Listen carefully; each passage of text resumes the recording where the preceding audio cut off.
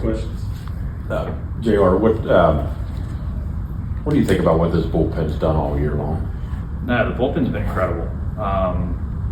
Especially tonight, I didn't get too deep into the game. There was no complaining or nothing. They just came in, did their job. But yeah, they've been incredible all year. They just, they've been shutting teams down. It's really cool to watch. Gives me a lot of confidence as a starter, especially when I, don't have my best days and I can't go 7. Even if I go 5, I feel good coming out of the game. Have you talked to any of those guys? Learned anything from those guys in the bullpen? Honestly, I'm really hard on myself. And like today, for example, I was a little upset that I wasn't able to go deeper into the game. But those guys just have my back. And I think that's a really good learning experience for me, is just to know, like, especially this group of guys in this team, everybody has each other's backs, and it's just really cool to see. Thought you had an amazing changeup tonight. Do you agree? Have you always thrown it to righties? Yeah, changeup was really good tonight. Felt really good. Felt like I commanded it well. When I have a good feel for it, I'm throwing it to both sides. Kind of been working around a couple of things mechanically and just with that changeup in general. Tonight was the first night in a while that I felt really good and felt confident to throw it enough to righties, and it worked out. Is there a part of you being a rookie when you freeze and Alex Bregman, something goes off inside, or you're like, no big deal, he's just like everybody else? Kind of looking back on it, yes. In the moment, not so much.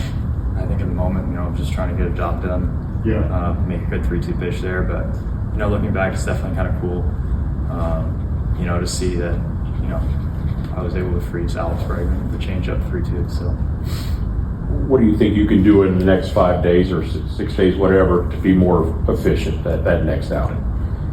Yeah, I think it's just continuing to work on, what I've been working on recently.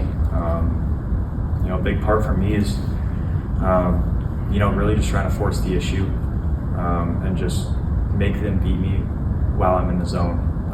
Not giving up too many free bases. Two of those walks tonight were on 8 or 9 pitch at bats.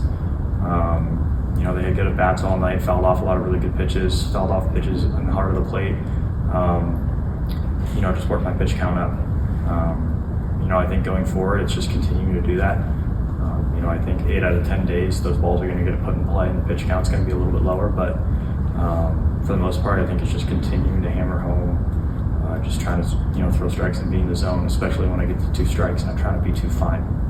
You've had 4 starts and I think 4 different catchers, right? Do you make anything of that? Is that just an oddity, or do you learn anything from all those different? Yeah, I definitely learn a little bit about, how guys like to call games. I've had Sandy catch me plenty of times down in Gwinnett and in spring training. Just kind of learning about how guys like to call games.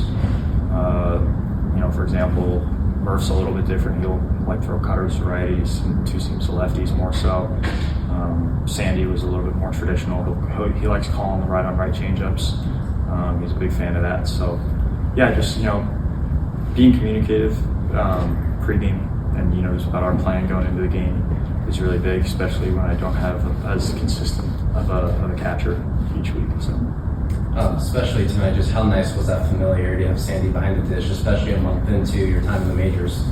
Yeah, that was nice. I was joking with him before the game that it's a little bit better than Coolray Field. No offense to Coolray Field, but it was definitely nice, to have a guy who's caught me a handful of times before.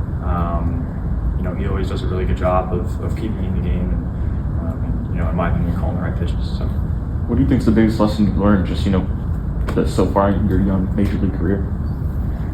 I'm really hard on myself. I expect to go out and go 7 every time. I think that's a good thing. But at the end of the day, we have a Chris Sale on the staff. I'm not, at the end of the day, I'm not going to be a guy who's, he's a Cy Young contender as a rookie. I was talking to Hefner about it. It took Jacob deGrom 4 or 5 years with the Mets before he really started to turn it on and started to become one of the best pitchers in the league.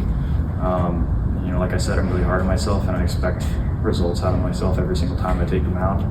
I think the biggest thing right now is just continuing to try to keep my team in the game and get through 5, 6, 7 innings every time. I figure there's been every game has been well, that's that guy in the box. How about just with Dansby there? I know, we know how much you like Vandy and tried to grow your hair like him and all that kind of stuff. Yeah, that was cool. There wasn't really the same thing with Bregman. In the moment, I didn't really feel like I was starstruck at all. Looking back at something, it's pretty cool. I've been watching that guy since 2013, 2014. Play at Vandy, like you said. So, to finally get to be able to face him was pretty sweet. All right. Thanks, Jeff. Thanks, guys. Appreciate it.